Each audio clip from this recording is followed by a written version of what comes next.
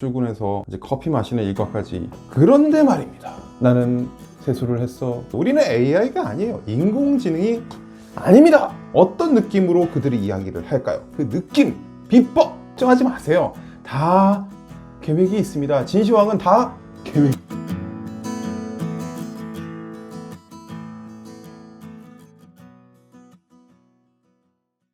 오늘도 만나 뵙게 돼서 반갑습니다.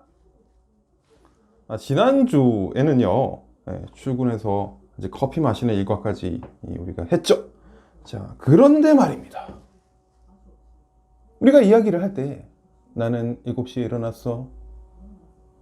나는 세수를 했어.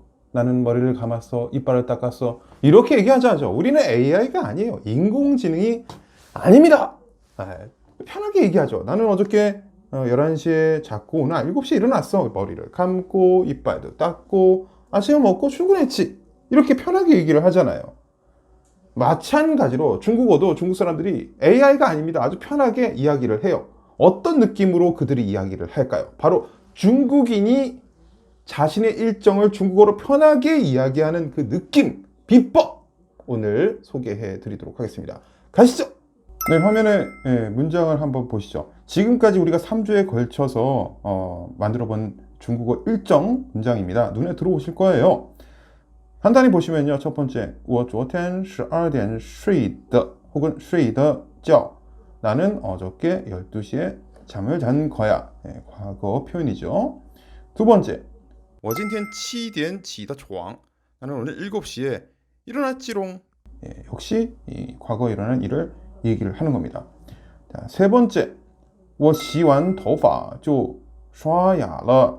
자, 세 번째 문장은 나는 먼저 머리를 다 감은 다음에 완을 써서 머리를 감은 다음에 바로 이빨을 닦았어 라는 표현이죠.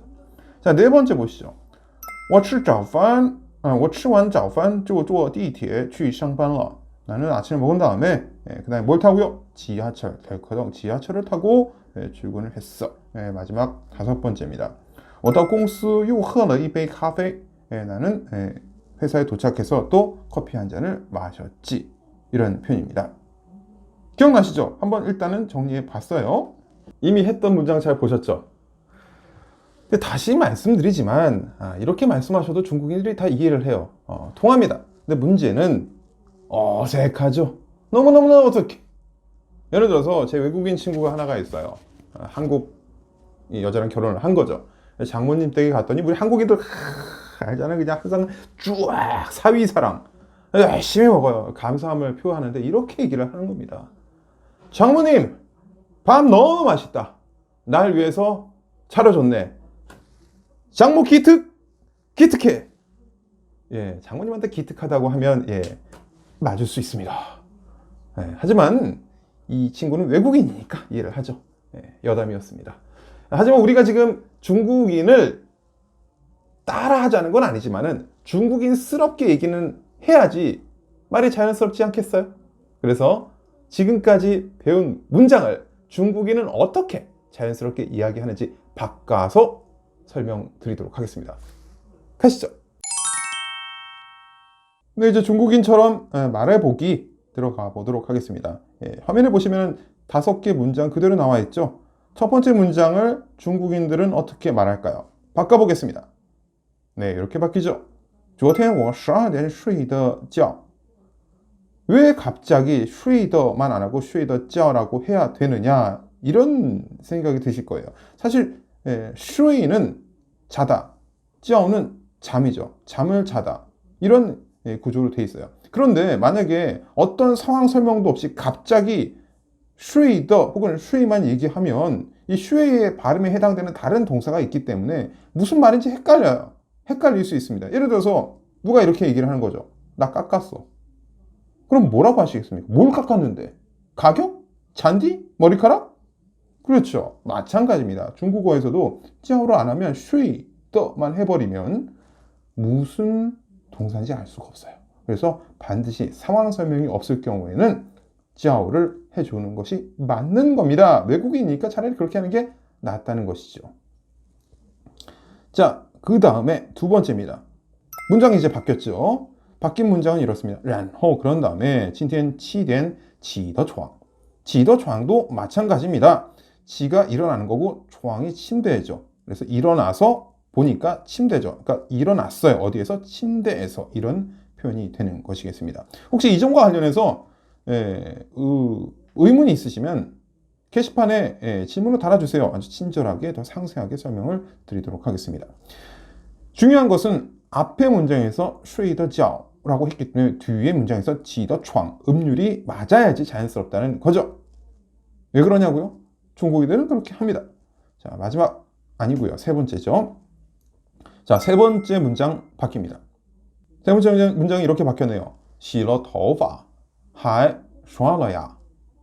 뭐 어려운 건 아니고요. 이런 거죠. 머리를 감고 이빨도 닦고 이렇게 중국어로 쉽게 그 중간에 여러 가지 있었던 일들을 나열하는 표현이에요. 네 번째 문장 바꿔볼까요? 이렇게 바뀌죠. 吃完早饭就坐地铁去上班了. 네, 요건 뭐 크게 바뀐 거는 없어 보입니다. 자, 마지막 다섯 번째. 到公司又喝了一杯咖啡. 요것도 크게 바뀐 것은 아니죠. 요의 용법에 대해서는 이어서 다시 한번 설명을 드려보겠습니다. 네, 요에 대해서 좀 말씀을 드려볼게요. 여기에 보시면 굳이 왜 요는 이제 또잖아요. 굳이 이걸 왜 쓰냐 이런 느낌이 드실 거예요.